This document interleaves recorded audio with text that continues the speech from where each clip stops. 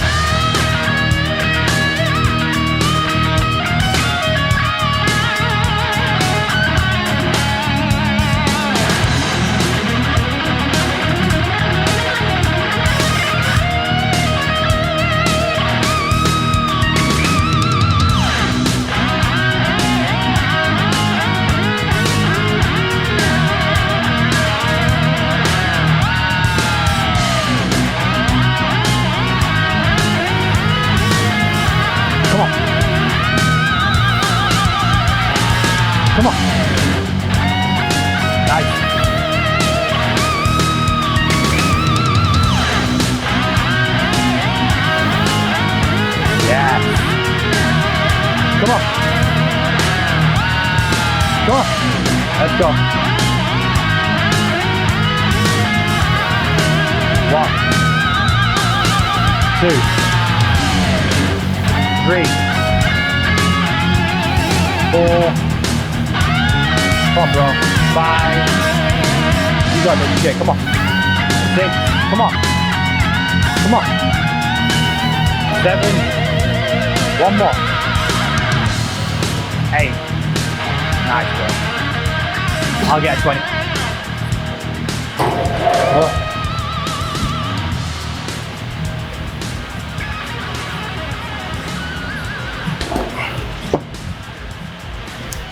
So, tell me about hydration, man. We live in Bali.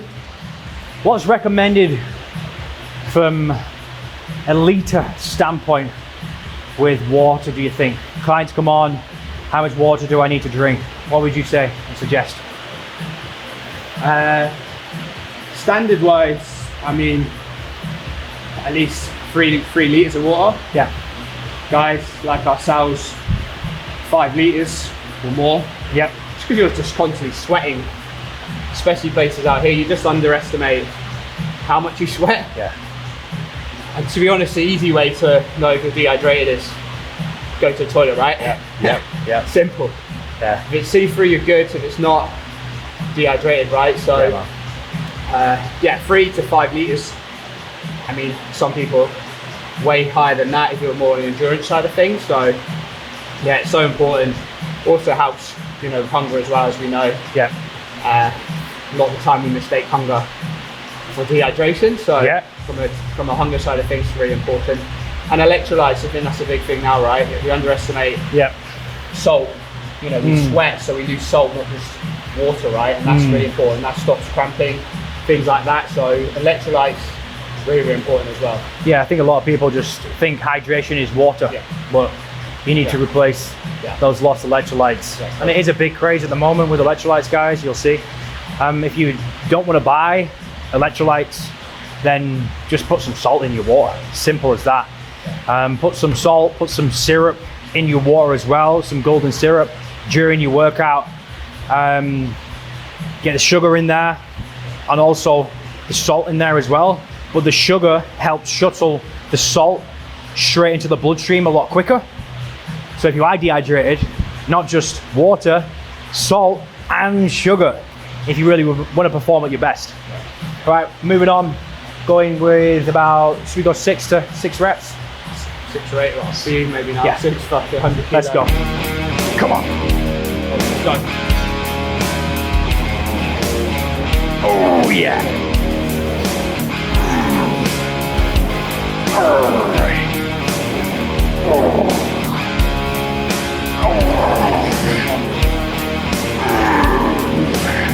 Nice. Come on.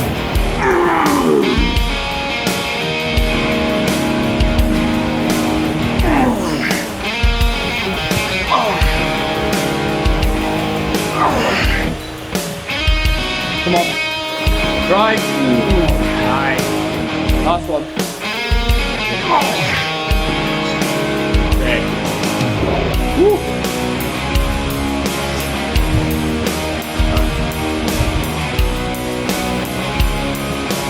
2, come on. Give me 6. 3. Come on. 4. Come on. 5. Good work. 6. Yes.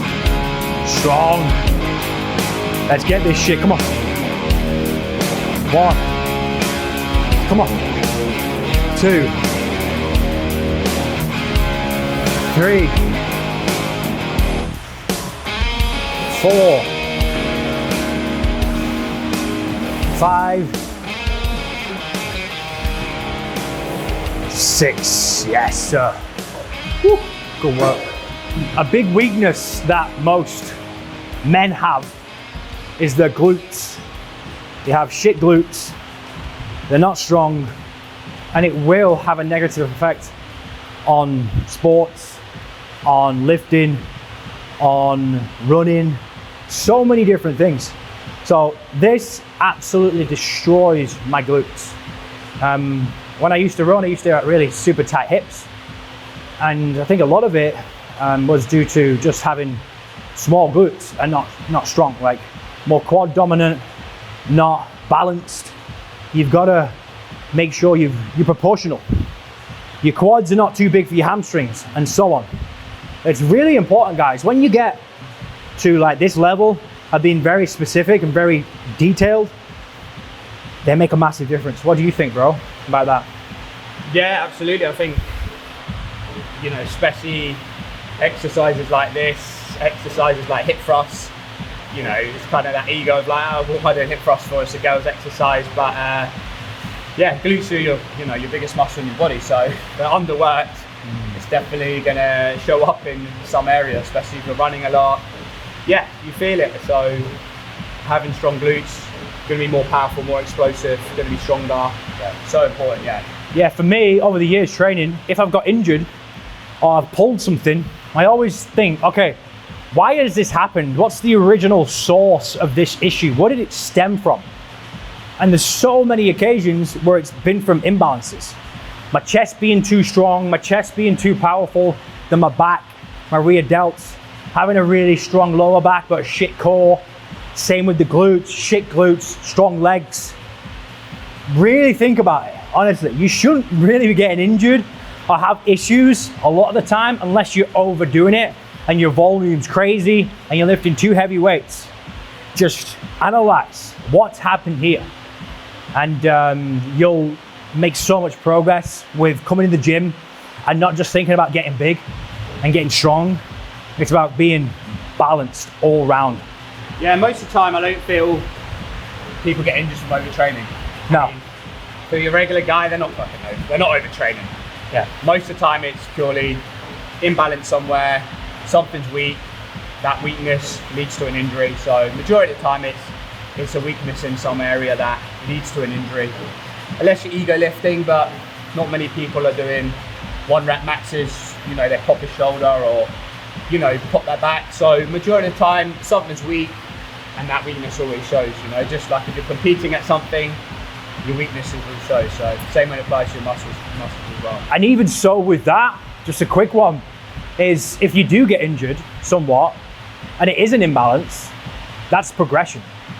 Okay, sweet. I know what's happened now. I've got weak glutes. Yeah. I need to work on those. You're only getting wiser and becoming more knowledgeable in this shit. So it's not a fucking bad thing. Like, sweet, okay, I've learned my lesson. Let's come back stronger, better, more resilient, and more robust, bulletproof physique and body. Yeah. Right, that's it.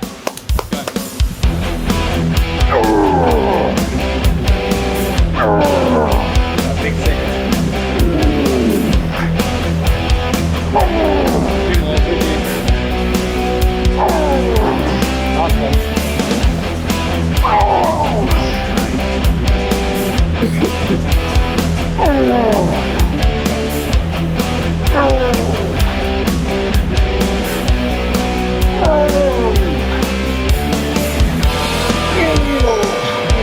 Let's go, 2 more, come on. Right. 1 more, come on. Come on, I'm with you. Come on. So next up, we're gonna do Nordic Curls. Now, I've always wanted to do these. I've done them before a few times, but it's difficult in a lot of gyms to actually get the setup right. And it's fucking annoying. Like, you spend 20 minutes setting it up. Yeah. So 99% of the time, I just never do. So we can kind of build our own little Nordic curl setup here, using the lat pull down pad on here, feet behind, and we're going to use the band as well to take the weight off, just because this exercise, I think honestly, is one of the cream of the crop hamstring builders. Why do you think it's so good, bro? For me, it's so good because it's one of the only exercises where you're actually lengthening and strengthening the exercise at the same time. Yeah. So typically when you're doing any hamstring curl, a lot of the time it's on the contraction phase where you're working. Yeah. Whereas on this exercise, it's actually opposite. You're actually really working when you're lengthening the muscle. So not only is that going to create more flexibility, but it's that lengthening of the muscle which is going to prevent injury as well. You know, that's why a lot of runners, you know, athletes, you know, they all do this exercise because it's, you know, muscle prevention, because you're lengthening that muscle as well as strengthening it. So Do you feel it's good for like the behind the knee? yeah, for sure. Yeah. You know, a lot of people have knee issues because it's not just due to a problem with the knee, it's a problem to do with tight hamstrings, tight quads. That's where you get it all the time. You know, you've got tight quads, you've got tight hamstrings. You know, it's not always the knee is the problem. It's typically issues around the knee that's causing the problem. So if you've got strong hamstrings, flexible hamstrings, you know, you're pretty good to go. So, but yeah, as well for me, it's an exercise that's, it's not easy as well. You know, it's hard. It's fucking like I can't do 10 reps, nowhere near. Nah. Like, I think a lot of the time you get people who get injured doing like a sprint. How many guys have you seen who they've never really ran in a long time? They go and chase someone, sprint after the buzz, and pop. Yeah. Hamstring completely comes off the bone to a degree. So like, that's not the vibe, guys. This exercise is a fucking game changer. Give it a go. We're gonna show you the setup. The form for me isn't perfect as of yet because it's so fucking hard to do it like how I want to do it. But who gives a shit? My hamstrings have already, after 4 weeks, noticeably better. Let's go.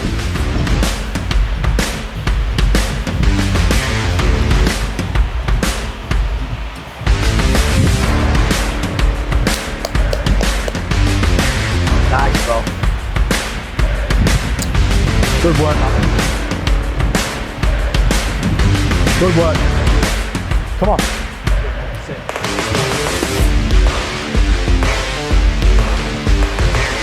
Yep.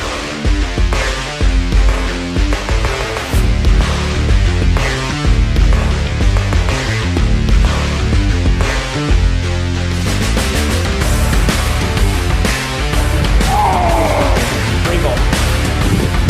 Nice. Really nice. Really nice. Good. That's it. Reset those glutes. There we go.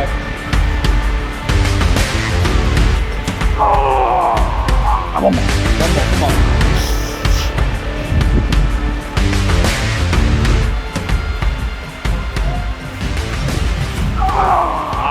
I'm just trying to control my body weight as much as possible on the eccentric. Simple as that. Use the band, use a thicker band if you have to. If you're really strong, which I need to get to, because I think this exercise is so fucking impressive. When you see people doing this, 10 reps clean, like fully squeezing the glutes like this. Yeah. I'm fully trying to do that. I can't do it yet. When you see someone do that, all the way down 10 reps, that's a motherfucking beast. We're nowhere near. But already, 4 weeks later, way better.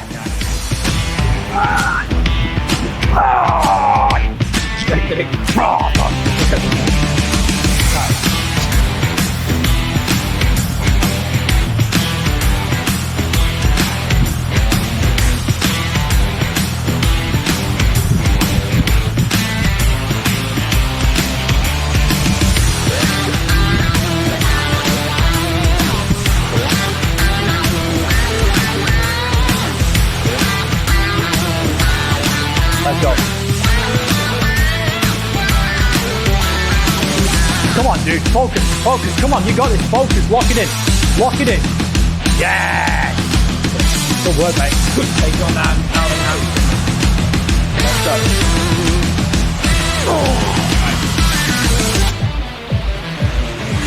Nice. Really good. Let's go. 4 more.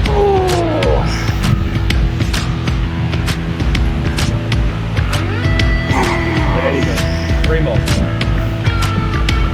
Really good.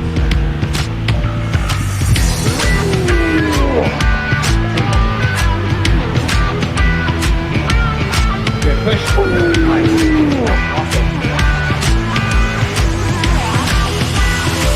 Push. Nice.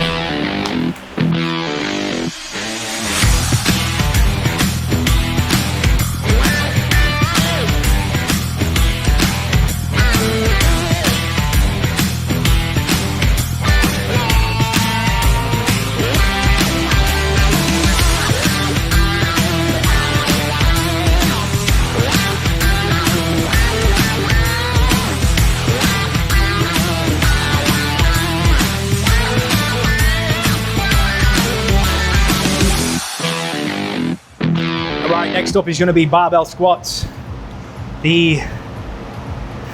One of the hardest, the big dog, the big daddy of all exercises. Now, today we're not going high reps. Mikey is doing high rocks, so strength.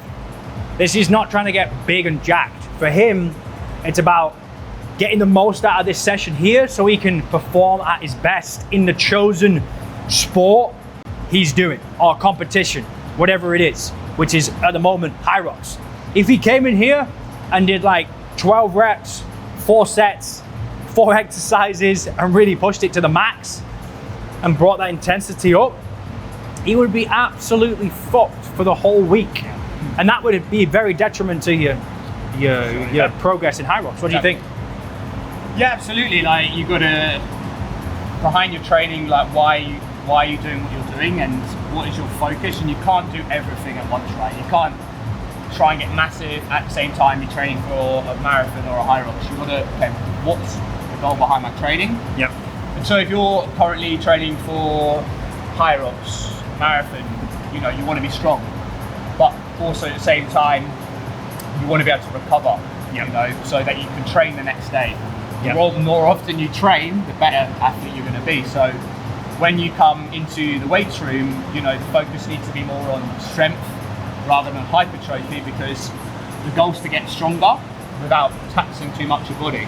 When you get into those higher rep ranges, that's where you really tax your body. Yes, there's muscle growth there, but there's not a huge amount of benefit when it comes to running, for example, because you're only going to tax your body, could lead to injury, your legs are going to be goose for the next 5 days, you can't run, Yep. you can't train, you're not going to improve. So the goal is to keep the reps low between, you know, typically 4 to 8 rep range, Yep. working on that strength, so that you can get stronger, but you can also recover and train again the next day. Yeah, like if you look at high rocks, the sport and what it entails, you want to be as lean and as light as possible, but as strong and as fit as possible. Exactly. So me, this is not a fucking high rocks physique. Like, if I wanted to do purely high rocks, I would lose size. I would probably go to maybe like 84 kg, lose that mass, and just be strong as fuck. Coming in the gym, lifting heavy, 6 reps, even 3 reps. So it's like, you have to be very specific with what you're training. Like, trying to do 2 things at once, 2 specific goals, is stupid. It really is. So yeah, be smart about your training. High rocks is a new thing at the moment, and it's absolutely massive, and it's going to be continuing to explode. And if you guys are interested, don't hesitate. Shoot us a message and work with Mikey. But now it's going to be 3 sets of around 6 reps, yeah? Let's go. Get into it.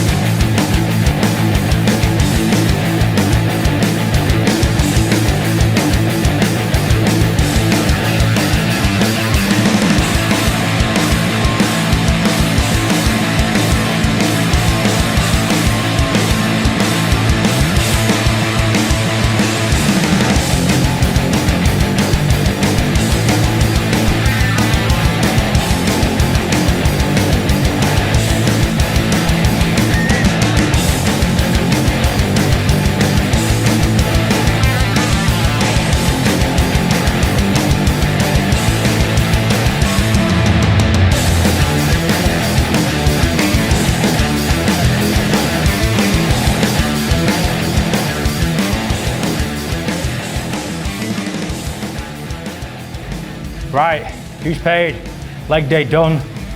Nothing crazy, but very effective, I think. Bulgarian split squats on the Smith machine, Nordic curls, and then some squats.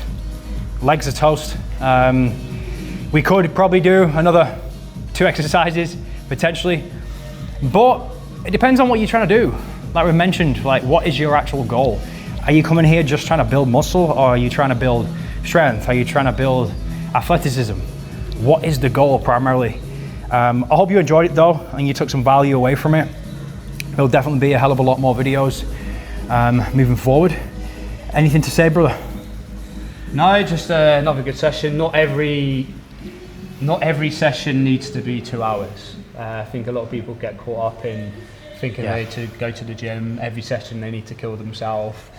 If they're not going to absolute failure, they haven't got anything out of it. But again, you've got to realise what's your goals, you know, and understand what are you trying to get out of the session. So I think it's important, at least if you turn up with intention, what is your goals? You know, are you looking to progress? You know, are you trying to, are you getting stronger? Are you getting fitter each session? Yeah. But also just understanding not every session needs to be 10 exercises, even 100%. Exactly. Know when you need that intensity in the terms of like volume, in terms of the amount of exercises. Because at the end of the day, the more often you can train, the better athlete you're going to be. Yeah. And if every session you turn up and you're killing yourself, you then have to rest. The more often you're resting, the less you're training. So, you know, there's always a time and a place to kill yourself, but also there's a time and a place where you need to know when to lower the intensity slightly, whether that be less reps, less volume, and yeah. So for me, it's about what's the goal of the session, and do the work. Today's another day, and getting it done, man. And also, final point, I went watching Mikey doing a high rocks at the weekend, and he was ill. Yeah. He was fatigued. He was fucked. He went in there pushing himself as hard as what he should be doing. But then what happened, man? Yeah, it's one of those days. I mean, hadn't felt well all week with a bit of a flu, fever, chesty cough, and I wanted to compete. You know, ego. I want to compete. I want to give it a go. Like I want to do everything. Turned up that morning. Still didn't quite feel 100%. I could tell even when I was warming up. You know, in other sports you might get away with a bit of a chesty cough, but you know, things like running and high rocks, when you have to push your body to the absolute limit, holding a bit of a chesty cough, it just you know, it was one of those days where you just got to call it a day, let the ego aside, and tried as best as you can, and understand, you know, there's a part of competing. You win some, you lose some. Know when to back down.